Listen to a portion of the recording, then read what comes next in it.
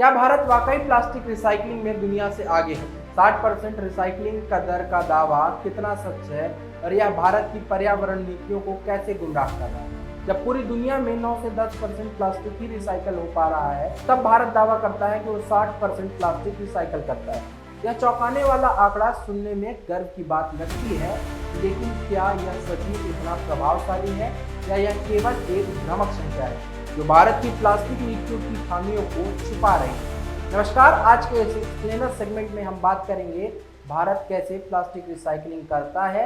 यह 60% का दावा 2024 में सूचना और प्रसारण मंत्रालय की पत्रिका न्यू इंडिया समाचार, 2023 के आवास और शहरी मामलों के मंत्रालय यानी MOHUA और 2019 के पर्यावरण, वन और जलवायु परिवर्तन मंत्रालय यानी MOEF&CC द्वारा दोहराया गया। इसकी जड़ें 2007 में रिलायंस इंडस्ट्रीज के एक अधिकारी सुजीत बनर्जी की प्रस्तुति तक जाती हैं, जो India centre of plastic in the environment यानी ICPE के जनरल और 2008 के केंद्रीय प्रदूषण नियंत्रण बोर्ड यानी CPCB के अनुमान पर आधारित थी। लेकिन चौंकाने वाली बात यह है कि यह आंकड़ा दिल्ली के हवाई अड्डों, रेलवे स्टेशन जैसी सीमित क्षेत्रों के एक छोटे से अध्ययन से लिया गया, जिसे बिना ठोस सबूत के पूरे देश पर लागू कर दिया गया। यह एक ऐसी नींव है जो शुरू से ही कमजोर और भ्रामक है। यह 60% का आंकड़ा भारत की नीतियों को कैसे प्रभावित करता है, आइए जानते हैं। 2025 के ग्लोबल प्लास्टिक संधि की बातचीत में भारत इस 60% रिसाइकलिंग दर को अपनी ताकत के रूप में पेश करता है, यह तर्क देते हुए कि रिसाइकलिंग और पुनः उपयोग जैसे डाउनस्ट्रीम उपाय ही काफी हैं और प्लास्टिक उत्पादन पर सीमा लगाने से लाखों श्रमिकों की आजीविकाओं पर खतरा पड़ेगा।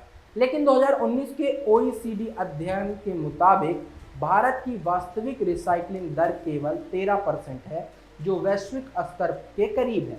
2010 में रसायन और पेट्रोलियम विभाग यानी DCPC ने बिना किसी अध्ययन के 30% रिसाइकलिंग दर का दावा कर दिया। 2015 के CPCB ने 60 शहरी लैंडफिल का अध्ययन कर 94% प्लास्टिक को रिसाइकलिंग योग्य बताया, लेकिन इसमें ग्रामीण क्षेत्रों को शामिल नहीं किया गया, जहां 68% आबादी भारत की रहती है। इसी बीच 2012 से 2022 तक प्लास्टिक कचरे में 150% की वृद्धि हुई और प्रति व्यक्ति प्लास्टिक खपत 5.2 किलोग्राम से बढ़कर 15 किलोग्राम हो गई। यानी भारत अब हर साल 15 मिलियन टन अतिरिक्त प्लास्टिक का उपयोग करता है। अब सवाल यह उठता है कि भारत में प्लास्टिक कचरे की असल स्थिति क्या है। 2024 के नेचर जर्नल के एक अध्ययन ने खुलासा किया कि भारत का प्लास्टिक कचरा आधिकारिक आंकड़ों से 3 गुना अधिक है, जिससे भारत दुनिया का सबसे बड़ा प्लास्टिक प्रदूषण उत्सर्जक बन जाता है। CPCB की 2022 और 23 की रिपोर्ट के अनुसार पंजीकृत रिसाइकलर केवल 3.9 मिलियन टन कचरे का 1/4 हिस्सा ही प्रोसेस कर पाया है।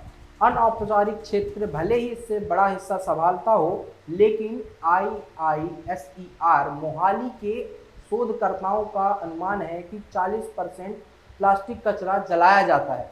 ग्रामीण क्षेत्रों में झुग्गी झोपड़ियों में कचरा संग्रह की कोई व्यवस्था नहीं है, जिसके कारण इसे डंप कर जला दिया जाता है। शोधकर्ता पूजा चौधरी और international society of waste management के अध्यक्ष साधन कुमार घोष ने इस 60% रिसाइकलिंग दर को संदिग्ध मानते हैं, क्योंकि यह पुराने समिति के आंकड़ों पर आधारित है। अब सवाल यह है कि प्लास्टिक नीतियों में क्या कमियां हैं। 2016 के प्लास्टिक वेस्ट मैनेजमेंट नियमों के विस्तारित उत्पादक जिम्मेदारी यानी EPR लागू की गई, जिससे उत्पादकों, आयातकर्ताओं और ब्रांड मालिकों यानी PIBO को उनके द्वारा उत्पादित प्लास्टिक के बराबर कचरे को प्रोसेस करने की जिम्मेदारी दी गई। लेकिन पंजीकरण की कमी और नकली प्रमाण पत्रों की समस्या इसे कमजोर करती है।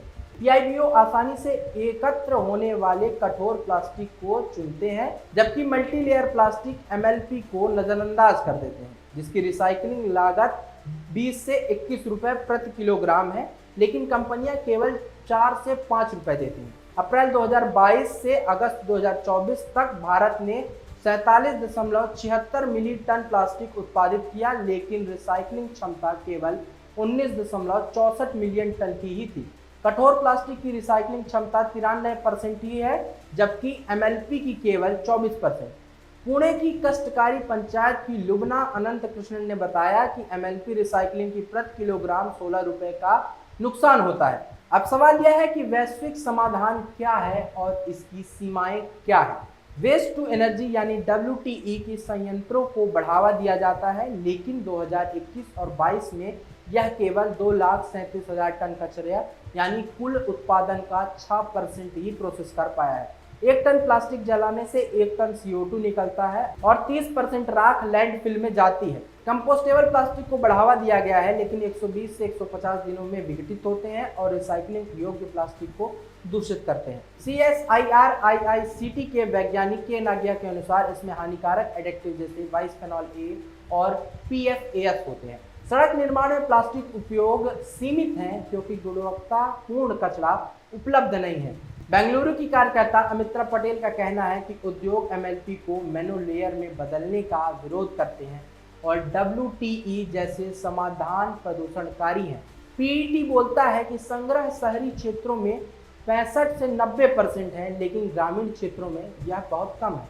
भारत की प्लास्टिक नीतियां 60% रिसाइकलिंग दर का भ्रामक आंकड़े और आधुनिक तकनीकियों पर टिकी है।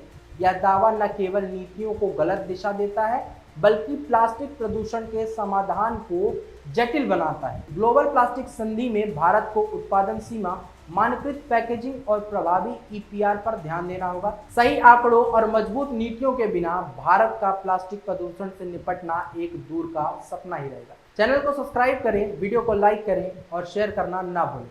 धन्यवाद।